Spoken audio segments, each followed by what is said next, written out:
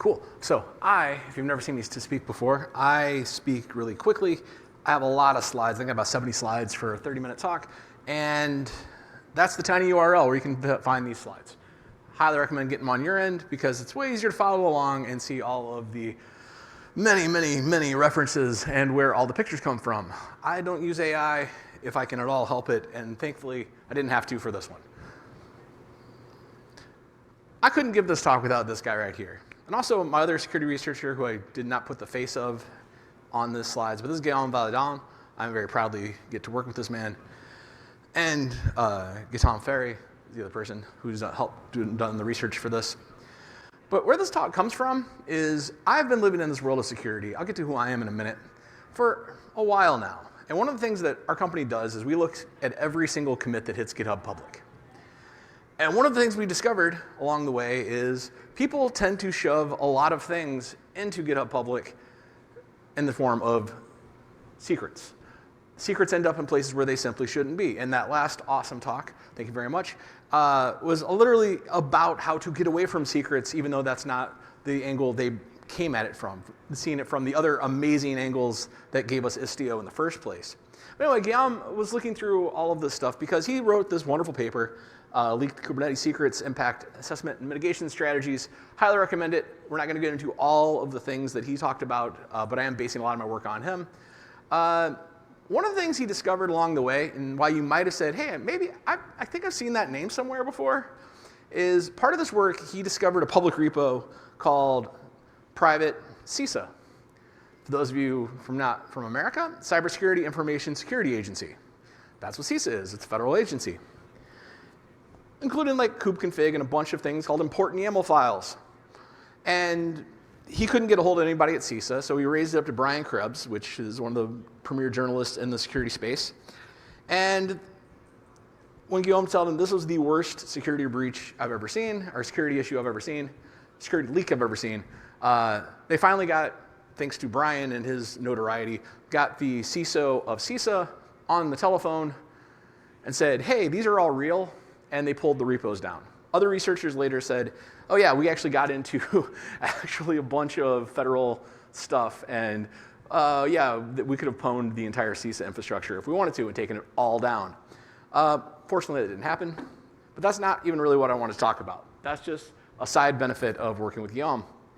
His real work was focused on literally the nightmare that we've been living through for the last year or so. Who here deals with their supply chain security at their company? Who here updates various components from time to time, like NPM or PyPy or anything else in your dependencies? Well, this is a world you should be understanding that there's a lot going on. I'll walk through a few of these later, but just know that for the last year, the attacks have shifted. It used to be if you wanted to attack a developer, you would have to get their machine, look over their shoulder on the bus, do something nefarious to them personally. Now it is infect their ecosystem and steal their stuff. At the heart of all these attacks is one thing: the developer. For those of you who have no idea who that is, that's Balmer. Go look up the Balmer Windows 95 release. I've never seen so much cocaine on stage at one time. I'm Dwayne. I live in Chicago, Illinois. I flew out here for this. My first KCD, New York. I spoke at several CNCF events around the country and in Montreal. Their meetup before Confu last year. I was very honored to give a talk up there. I work for a company called Git Guardian. They'll come up later. Won't say much about them now. I love karaoke. Unfortunately, I can't stay too late tonight. I got to get back on a plane because I'm speaking in San Diego very soon. Just like our last speakers, I have to get out of here myself. Core of the problem that we're facing in the world is that we have never been this productive. We have never built this much stuff ever in the history of humanity. This comes from the State of Octo report. Comes out every October. So this cuts off like in September data. Just look at this jump. This is crazy. Like the number of issues closed, number of code pushes. And of course, this is all being driven by AI. 80% of developers who touch GitHub for the first time start adopting Copilot within the first week. Yeah, Who here doesn't use AI on a regular basis? Yeah, I vibe coded my website, and I updated it today and just told Cursor, add these things, take these things away, and it just magically did it. Auto-magically, it's just math. But at the same time, we have never connected together so much stuff. There's never been this much stuff to connect together. It's a side effect of building this much stuff, is we have this much stuff to now join together. And yes, Kubernetes is definitely in here. Definitely cloud native stuff is definitely in here, but it's all the services, everything. But the identity providers that let us give things identity that we can track and trace, and the SaaS providers themselves, the secrets that we store in our Vault ecosystems, all tie together to let us produce code that we run through pipelines, that give us containers, that give us everything else we run in the cloud. But at the center of it is still the developer. And all of the access to all of the things flow through that nexus point. And attackers know this. That's why they've shifted tactics. That's why the supply chain ecosystem looks like as messed up as it does right now, because they're the easiest way in, and they're the easiest way to propagate forward. And again, I'll talk about propagating forward here in a second. There's really only two ways into any system, though. If you can step way back in security, and I'm an old security nerd, the CIA triad: confidentiality. Anybody else? Anybody? Anybody what the I stand for? Integrity, yes. And the A? You're all asleep. I know you are. Not all of you had coffee. Availability, that's right. CIA triad. And the center of that is trust, though. The center of that is data. The center of that is, what are we protecting? So there's really only two ways to break any of that stuff. One, you break in. You literally do a Stack Overflow. This is literally the Wikipedia entry for Stack Overflow, not the website, the actual attack. Buffer overruns. We physically do something to exploit a vulnerability inherent in the system. The other way is to log in. If you have a key, you log in. One way that people love getting keys is, again, it's no longer the picture they have on Wikimedia for, or Wikipedia for phishing. They've updated it, but this is the old one, and it's still on Wikimedia. But this is the classic example of phishing. Hopefully developers aren't getting phished. We know they are, but hopefully they're not. They're getting vished a lot these days, but these aren't one or the other. Attackers don't do one or the other. They do both as fast as they can in succession, whatever works. Over there on the left, or I'm sorry, no, you're right, yeah. Over there on the right is the MITRE attack framework. If you're not familiar with MITRE, they're an organization that studies all of this stuff. They're very big. I'm not going to go into what MITRE exactly is, but they built the attack framework. I know it's really hard to see because it's really small, but you should definitely take the time to walk through it on your own. Understand this is how attackers work. This is just how it works. Over there on the left is data from the Verizon DBIR. So last year, this came out a month and a half ago. It's one of my favorite reports that ever gets written. And it's updated yearly with some really cool stats. There's most of the initial root causes right now for getting into systems is from vulnerability exploitation. That's up to 31%, up from 14% last year. What changed? Well, we'll get into exactly what changed. But credential abuse is still appears within 39% of all the attacks that they investigated deeply. Credential theft, credential abuse. How do those two things tie together in this world? Well, from breaking in perspective, it used to be that we were trying to specifically target production systems. And as our last speakers wonderfully said, the old world produced hard shells with moats. And if you breach a wall, an alarm bell is going to go off. And our systems are set up to look for, hey, that's a weird IP address trying to get through our firewall. That's a weird set of strings being sent to our DNS. Stop that. Send the alarms, log it, don't let them have access.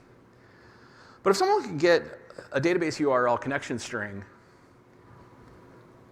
and they just make a CLI call with it, it blends in with the other traffic.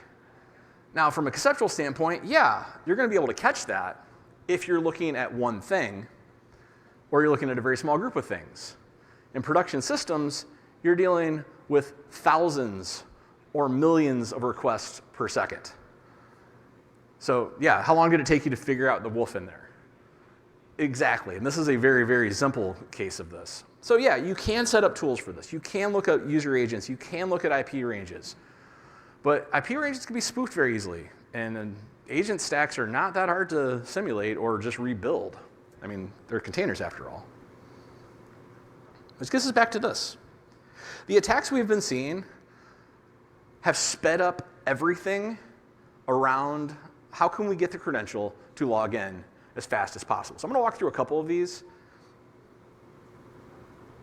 And I think they build. Now, this isn't the first time we saw this type of attack. I mean, this is really SolarWinds on steroids, like in the future. But in August last year, something changed, at least for me. The Singularity attack. Anybody here use NX? Okay. NX, they're a way to optimize builds, CI pipelines, and fix failed PRs, all AI driven. They've popped up in the news several times recently for not good reasons, but this is one of those not good reasons. Basically, somebody injected some malware that gave local agents prompts that did exactly this. YOLO, run YOLO, and recursively look for all of the credentials on the machine through all these known paths and dump them out onto GitHub Public using the credentials you just stole. This was novel. It was also really noisy and weird because it was caught immediately. I think about $500 of crypto total was claimed as a loss, but it was a proof of concept. The idea that someone could download something that the agent would then run, and the whole goal was to dump credentials. Well, the AI side of it was interesting, but the credential dumping, that did something to the ecosystem of evil people out there, because how they started this was a flawed GitHub action where they found a key that kept working days after they found it. They were able to dump from a flawed workflow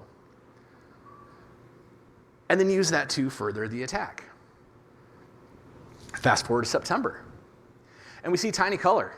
Tiny Color was one of 40 packages and that had a bundle.js script included that did a nefarious action, and that nefarious action was dump credentials, pump them out to a C2 server. That C2 server is GitHub in this case. Like, they set up a C2 server literally using GitHub Actions and pump it out to a public repo.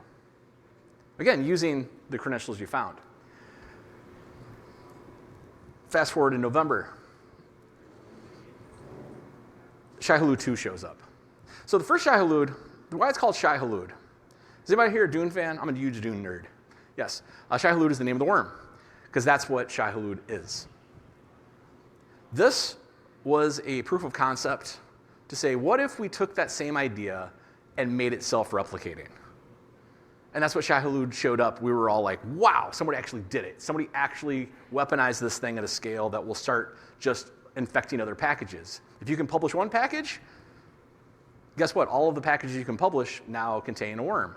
And if someone downloads that version, guess what? If they can publish a package, they're going to also push that worm. The second version shows up in November, and we go from 40 packages to 754 packages, over 1,700 versions involved. Yeah. I'm not going to go through this entire chart. That's actually not a flow chart. It's kind of important if you're looking at it and like, how does it start? It doesn't. It's constantly simultaneously going. And that's the point. If someone can get into your system, it doesn't matter how they got in, then this is going to kick off and keep running. And it's not someone, it's a package somewhere got into your system that fired off a post-install script that does all of this damage.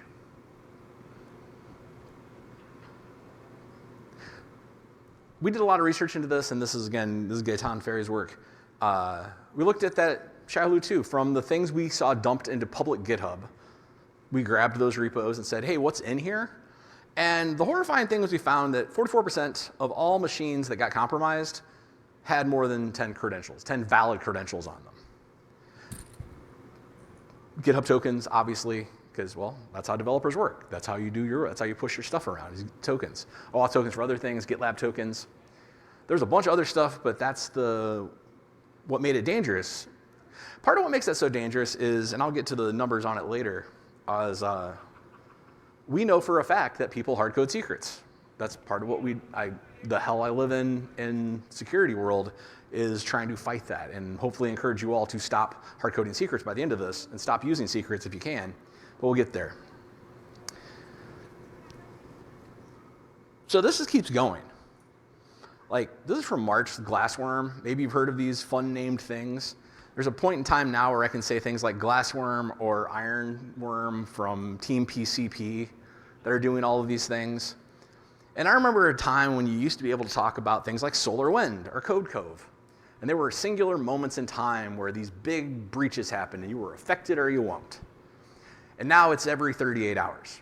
We're seeing faster and faster and faster. The TAN stack, oh yeah, we see actually NX console VX code extension yet again enters the mix, and that's how TAN stack got pwned.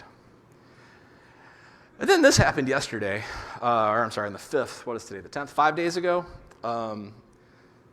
Yeah, there's a thing, Miasma is the name of this version of the worm that does the same thing. Infect, find all the credentials, use the credentials to further the attack. And it's open source. The team that built Miasma dumped it into open source like 3 days ago, which itself is based on other open source code that Team PCP dumped about 3 or 4 weeks ago. Somebody rewrote it in Rust. That's what Ironworm is. And it just keeps going and just keeps going.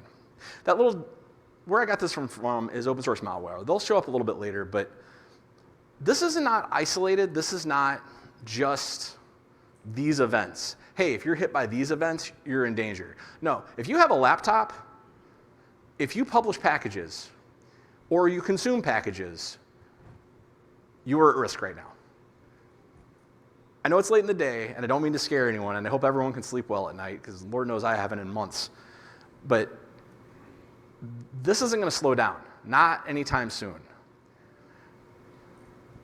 It might slow down a little tiny bit for some stuff I'll talk about in a little bit later, but this is just speeding up still. So open source malware. Actually, I'm going to jump to it real quick. This is the only live demo part I have. This is the page. So this is a open. There's a free tier that's very, very generous, but it is a threat intelligence feed of real time, like day by day, what is going on out there, what packages are infected, like what companies are being hit, what malware repos are showing up. And there was a time, again, that it would be like a point in time, there were point in time attacks where it felt like, oh, I'm not affected by that version. I'm not using that particular technology. I look at this every day and I'm like, are we using this? Are we using this? Are we using this? Are we using this? Are we using this? Every time I look at it. But here's the kicker. Nothing they're doing is novel. Nothing they're doing is completely brand new. It's just moving hilariously fast because it's going at machine speed. Breakout times. Breakout time is the average time it takes, or is the time it takes from the first foothold until lateral movement happens. And we used to measure this in days, like before 2020. And then it fell down to like 98 minutes in 2021. The fastest recorded time so far from CrowdStrike, according to their last report, which is a great report, is 27 seconds. We can't react to that. There's just no way. Oh, my machine's infected. What actions do I take? By the time you finish thinking, what action should I take? It's already too late. You're already done. You're already cooked. Your repos are pwned. All of your connection strings, all of your secrets are gone. So what do we do? I don't immediately don't want to make this hopeless. Absolutely, there is a path forward here for us all. I've actually lost track of time. How much time do I got left? How much? 5? Perfect. So what do we do? First,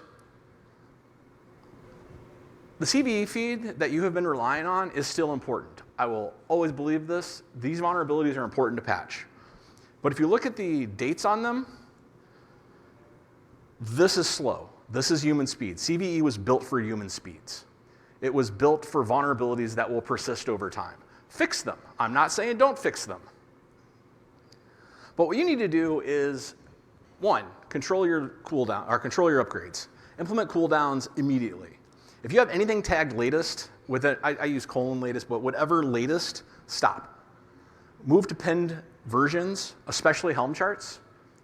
And not just pinned versions, you should be moving to digests whenever possible. Cryptographically signed, proven digests. Those don't change. The digest does not change. That digest is going to be that digest.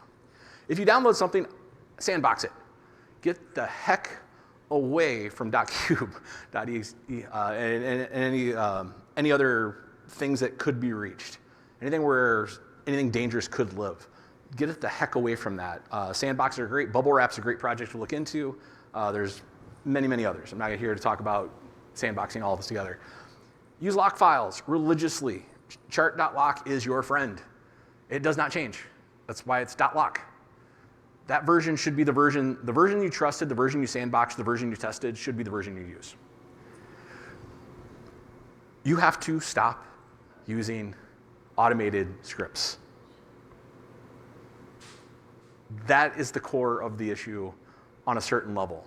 The bigger issue I'm going to get to, in my opinion, have a burn it down playbook, and also have an OSS feed. For those of you who are running agents constantly, this is a good use for an agent. Hey agent, here's an OSS feed. You know what what's on my machine. Send giant alarm bells to me the second anything pops up that looks like it's dangerous, so you can at least have some heads up. Again, we're moving at way faster than human speed. And diff is your friend. Like, there's so many things like the VXZ vulnerability that we almost got backdoored. Every Linux box and Apple machine on Earth almost got backdoored. And it was one Microsoft employee who ran a diff and was like, hey, what is this weird server it's going to call? Oh, yeah, that's Lazarus Group. That's North Korea. Yeah, we almost got pwned. All of us. Now, post and scroll scripts, for those of you using NPM, maybe you saw this come out yesterday. I've literally added this slip in.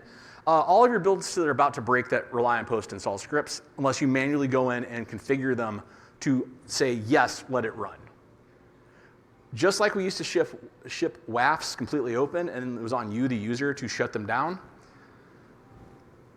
we have now shifting from, hey, we're running anything and everything that's a post install script is going to automatically run, to, no, you as a user have to expressly say this is going to run. And this is a very good change. But be aware this is going to blow some things up for you. That's why they say it's a breaking change for NPM 12. It's coming. It's not just your machine, it's your CI environments as well. 58% of the machines that got hit by Shai-Hulud 2 were CI runners, not actual developer laptops. So same things, do your cooldowns, control your versions. If you're using Renovate and Dependabot, there's a few things I'm gonna get to in the next screen. Turn on 2FA for everything GitHub and NPM related. Literally, you should have to slow down if it's anything where you're going to publish. It should require a fingerprint. It should require something that is you that a machine or an attacker just can't do. So cool off periods. This is actually really easy in Renovate and Dependabot. There's just a setting.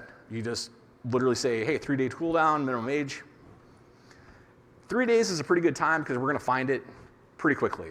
Most of these things are being discovered within minutes or days, or minutes or hours, not days. And then the flags go up inside of the threat intelligence reports, like OS, open source and malware, and then you know about it. And again, if you got an agent watching, then you know, hey, I know I have a problem now. Also pinning to digest, that's how you pin to a digest. Again, get the slides. There's a link to the blog that explains exactly how to pin digest within Renovate. Other side of it, logging in. How do we stop the logins? Can't stop the break-ins, how do we stop the logins? Well, First, wait a minute, I got that out of order. Second part of how do you stop break-ins. Kill all dangerous pull requests, target patterns, turn off caches, and release workflows. They save you minimum amount of time, and they produce so much danger because caches are, believe it or not, mutable in most workflow systems. Treat title issues, anything as user input. Sanitize it first, please, please, please, please. All right, so the other side of it, how do we stop logins? Get away from long-lived secrets. We just heard this awesome talk about Istio. Istio is awesome. If you want to excuse me, if you want to hand roll your own Spiffy Spire systems, that's a possibility. I'll get to a slide toward the end. One of the last slides talks about a company that does that at scale. It's talking about how they're doing that publicly. Lock all your OIDC trust down to exact workflows. Don't just assume that, hey, it's got OIDC, we're good. Validate, validate, validate, then trust for a little tiny bit, but know exactly what you're trying to validate. Lock all of that down. Build trust, separate build, test, and release identities completely. Something that build should never be able to publish.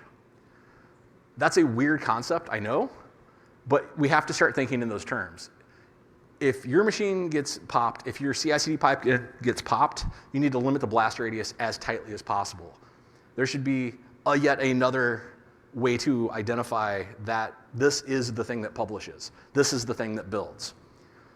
Start separating it out. And if it touches anything close to your crown jewels, lock it the heck down. Secrets are the bane of my existence. That's how many secrets got leaked onto GitHub Public last year, just in 2025. So if you're like, hey, everybody, who's using long-lived credentials anymore? Basically, everybody still.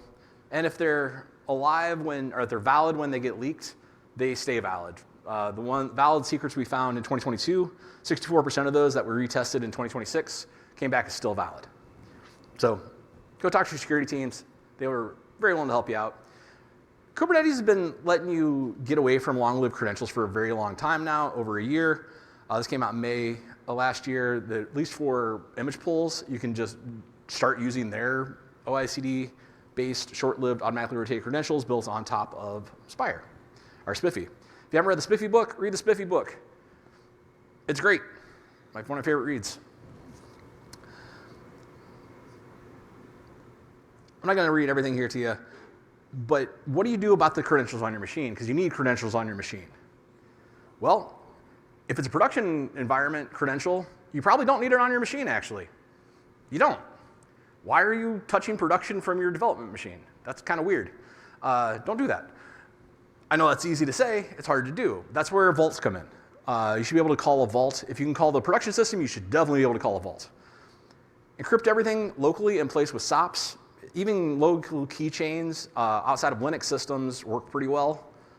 Windows and Mac they do. Linux has all sorts of weirdness with their keychain issues. Depends on, not going to get into that. The shorter live your sessions, the better you are going to have it. I'll skip that. We have never connected this much stuff together. We've never put ourselves at this much danger. At the same time, the attack flow has sped up immensely. There's just more attacks. There's more evolving all the time. But the pattern's the same. Infect the package. Someone installs the package. The package triggers a workflow. The workflow steals the credentials. The credentials then are used to publish a new version of the new malicious packages and keep the chain going. Stop treating any machine like it's a human. Do not let it have standing privileges. Move to a world where you verify the identity and then allow list the actions. Literally, the cloud native infrastructure has provided a path for this. Spiffy, Spire, Istio, Envoy. We're moving in the right direction as a community, as a ecosystem, but we're not there yet. But it's going to take everybody to start realizing, like, this comes from a complete other talk I give. If we don't trust an agent to have a standing privilege, you shouldn't trust a Kubernetes pod to have a standing privilege. This is the talk I wanted to mention really quick, because I know I'm out of time. The team over at Uber, it's the Uber blog. They wrote about how they built Spire at scale to do attestation for every workload hop with minimum impact to latency, under 40 milliseconds of latency added across the board for no more secrets, attestation for every single hop, and auditable trails. If you're really, really interested, and this is a really cool project, last shout out, the Genetic Mini, it isolates, it proxies the credentials away from the agents themselves. It's open source. This is a really cool project to look at. There's not perfect, but it's moving in the right direction. The more you can isolate all of your credentials away from plain text and into vaults that can then be injected into whatever you're using it from, this is just a really good example of that, the better off we're all going to be. But again, I'm Dwayne, come from Chicago, and the slides are right there. Please grab them, and I am way over time. Thank you very much.